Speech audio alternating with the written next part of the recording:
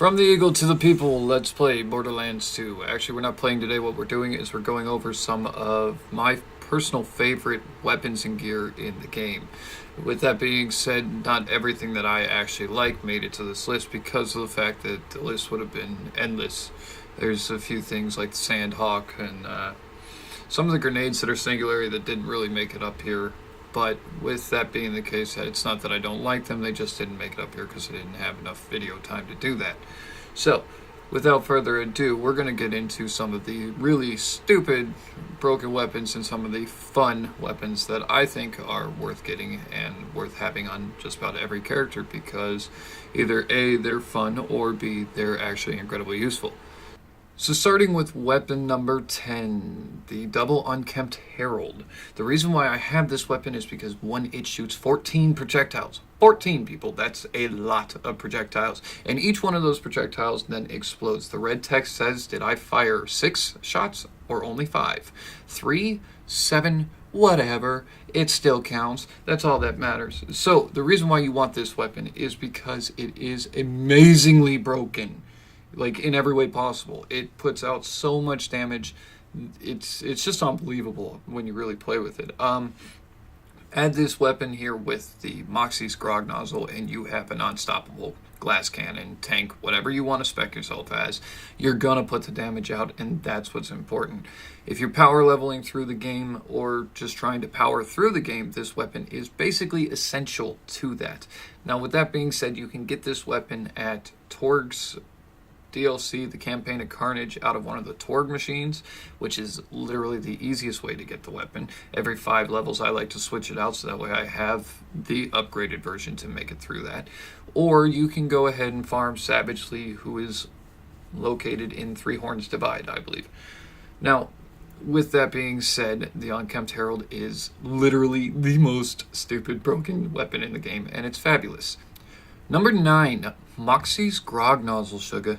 Now, this one says in the red text, hand over the keys, sugar. It's a Moxie weapon. It is beautiful. And not because it puts out mass damage or anything. No, you actually probably should combine this with something else. The reason why I like the Grog Nozzle is because it does heal you for 46% of the damage you do, which counts towards other guns. So if you're on Gunzerker and you're using the Grog Nozzle, like you'll see here, every shot the Grog Nozzle makes heals me, plus the damage from the Unkempt Herald heals me.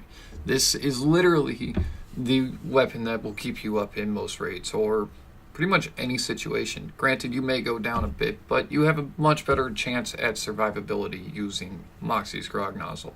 That being said, Moxie's Grog Nozzle I find is basically an essential part of the game because I like staying up. I don't know about you, but it's nice to be able to heal yourself. And this game doesn't give you a whole lot of self-heal options. So, with that being the case, you can find this weapon in Tiny Tina's DLC, Assault on Dragon's Keep. It's one of Claptrap's quests. I believe it's the Beard, or the Bearded Wizard or something, but just don't turn it in. That's as simple as that. Just go through, get the quest, don't turn it in, you have the weapon. Number 8, the Magic Missile, found in the Assault on Dragon's Keep DLC, Tiny Tina. Now you're going to love this one because of the fact that it comes in not just 1 but 2 options. You have the blue rarity or the purple rarity. The blue rarity has 2 children grenades while the purple rarity has 4 children grenades. Those children grenades will seek out their target for you, so don't even bother aiming. Just throw this sucker out there and you'll find your target and hit it. Now, the downside is it does only come in slag, which means that you're not going to find any other options. It's slag.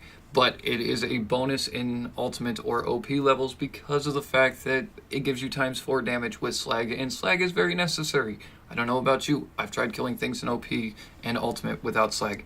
It sucks. So, this one is a beautiful grenade that not only comes in slag, has 4 children grenade, but it also regenerates grenades for you, so you don't have to worry about that either. If you don't like buying grenades, get one of these. Also, it's part of an achievement in the Tiny Tina DLC, so definitely worth farming. To get it, you just have to go and kill the badass sorcerers and wizards, or wizards and sorcerers in the Tiny Tina Layer of Infinite Agony.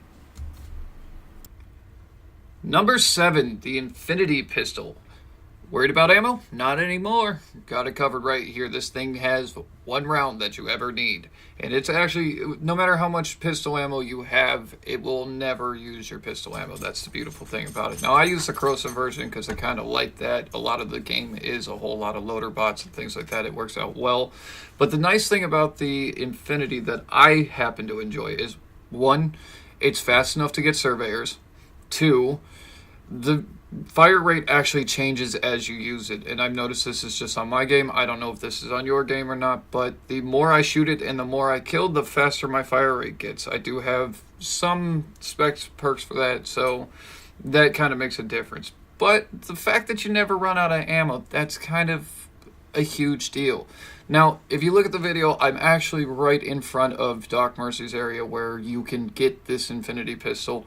It is not pleasant to try to get. You will be farming for days.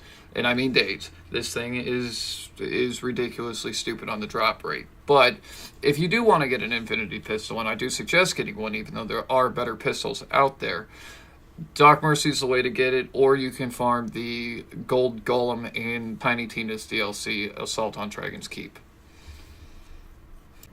Number 6, the Antagonist Shield. Found at Flame Rock Refuge, you do need the Tiny Tina's Assault on Dragon's Keep DLC for this, but you can get it from the Seraph vendor. It is definitely worth getting because of the simple fact that it has damage reduction and it's got deflected bullet damage back at the enemy. So when somebody attacks you, their bullet will go back to them. It does not work for melee, however, which kind of sucks, but you get 700% damage return from the enemy's bullets hitting themselves. So that is a bonus, and it's definitely worth getting. It does say in the red text, I'm rubber, you're glue. Which basically means you shoot me and you're shooting you. So, if you don't have this item, it's definitely worth getting. A nice replacement for this item would be any kind of absorption shield like the Sham, or even the Bee shield is a good replacement, but I did not put them in the video. Number 5, the Sword Explosion. Why? Because reasons. This is a Torg weapon, and it is gorgeous. Do you need a gun that just shoots swords that explodes into mini swords and kills everything around it with mini swords? Yeah, you kind of do. I know I do. It's not unpractical either. It actually has a really decent damage output. The problem with it is you can kill yourself with it. So do keep that in mind if you get it. It's a lot of fun. You will need the Assault on Dragon's Keep Tiny Tina DLC to get this. It comes from the quest The Sword in the Stoner. Now, with that being said, this gun is massive amounts of fun. It's somewhat practical. You still could use a slag weapon with it, but it's definitely just worth having as a novelty item of the fact that it shoots swords and it explodes swords. Why not? Swords. And it's got explosive splash damage. So, if you don't have this and you want to get it, go down to Tiny Tina's, finish the DLC, speak to Roland, get the Sword in the Stoner quest. That will get you to get this gun. It's worth it. Number 4, the Teeth of Terra Morphus. Now, this weapon is found on the very end quest once you've beaten the game. It's called the You Will Die Seriously quest. It's kind of fun to get. The trick to this weapon is it is a blue rarity, so it kind of gets lost in the mix of all of the drops from Terra Morphus. But Terra Morphus is in 1,000 cuts. You can farm him. It is definitely worth having for the novelty of it, and if you can gauge your projectile range correctly, it is a useful weapon. The trick to it is it shoots projectiles in like a chomping motion. So they go once and then they chomp together, and that's as far as they go. Fun to have, not necessary, but definitely a gun that I liked. Number 3, the Twister. This is a Jacobs shotgun, and if you like having your projectiles shoot at things with an electric tornado, this is the gun for you.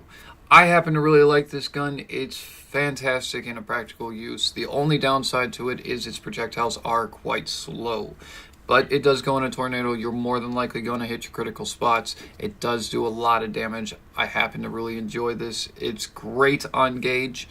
Gauge has the shock elemental tree you can work with to amplify shock damage, which helps a lot. I use it just about on everybody, though. It's just way too much fun to pass up, and it's actually, practicality-wise, quite a good gun. Now, to get this gun, you are going to need Sir Hammerlock's Big Game Hunt DLC. and you're going to need to spawn Oman Doc. I probably pronounced that wrong. I am sorry about that, but that's how I learned how to pronounce it, so there you go. Now, to get Oman Doc to spawn, you're going to need a Badass Savage and a Witch Doctor. The Witch Doctor will then upgrade the Badass Savage several times until you get Oman Doc. Hard to get, hard to farm, but worth the time to go get it if you have the DLC. If not, I would suggest getting it just for this weapon. Number 2, the Pimpernel. Now, to get this weapon, you will need to have the Captain Scarlet's DLC, and you will need to complete the side quest, Don't Copy That Floppy. Yes, it's a reference to some internet scheme that went on a long time ago, but it's still a quest worth doing and still a gun worth having. Now, this is a Malawan weapon. It's fantastic with the zoom rate, and it fires a projectile that splits into multiple projectiles at a certain distance. So if you can gauge that distance, it is quite possible to get a critical hit for more than one projectile at a time, which makes it fantastic. And as you can see, it's great for headshots. I love it. The best character that I found that uses this weapon is going to be your Zero. If you have a sniping class Zero, you probably want this weapon specifically on him. It has the highest DPS output I've seen. Granted, there are weapons with better damage, but this one is still more practical and quite friendly to use. It doesn't move around all over the place. It doesn't have wobbly bullets or any real issues with it. So again, the Pimpernel is my go-to sniper rifle. It's the one that I happen to like. It does come in multiple elements. I prefer the slag just because I like slag on everything. But I have the corrosive, the flame. It comes in shock, and it does come in the, again, slag. So if you don't have this, definitely worth getting. It's great for long shots, it's great for headshots, and it's great for critical damage spots. Not so much great for the bore shot. It does end up interfering with that a little bit, but if you're skilled with the Zero, you can still get the bore shot with it, and it's still fun and practical to use.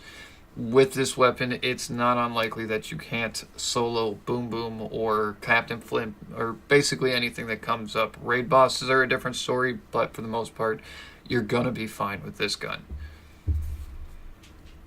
Number 1, the Norfleet. Do you need a rocket launcher that once you point it at something, it kills everything, including the friends around that something? Yes. Yes, you do. Absolutely, you do. This is a Malawan rocket launcher that red text says blows everything up. And trust me, it really does blow up everything and everything around that everything. It is a fantastic weapon. You need it. I need it. Everybody needs it. If you don't have it, farm it. This is by far, next to the Oncompt Herald, one of the best weapons in the game. It's just stupid broken with over 2 million damage output. You cannot go wrong with having this. The downside is you can kill yourself with it. But as long as you got an enemy around, you can get yourself back up. Not a big issue. It made going through Captain Flint a literal cakewalk for this. It takes care of mass mobs at the same time. With 3 projectile splits, it is an E-Tech rocket launcher. It's the only E-Tech weapon in the entire game that I actually like. Now, with that being said, to get this weapon, you will need the Captain Scarlet's DLC. I don't think you actually need it because you can farm for Riverence, the Invincible, I believe. He is one of the Barkets that you can upgrade as you go through the game. I've never done it that way. I've always gone after Hyperius with this. It's just easy to do with a Zero and a bore shot. It'll make your life a heck of a lot easier taking out Hyperius. So, again, worth farming. If you don't have it, you definitely want to get it. This thing is by far the ultimate rocket launcher in the game. Nothing compares to it, in my opinion. The Norfleet does come in multiple elements. You do want a specific one. It comes in flame, shock, slag, and corrosive. Again, worth farming. Aside from that, guys, that's pretty much all I have. These are my top favorite weapons and gear from Borderlands 2 at the moment. These are at least 10 pieces of it. I will make more videos like this to show you other gear that I really enjoy having and that I find incredibly useful to the game. If you guys like these videos, go ahead and smack the crap out of the like button. Don't forget to hit the subscribe button and the notification bell. That way, every time I update, you get pinged with it. And I will see all of you and your beautiful faces in the next video. Bye-bye!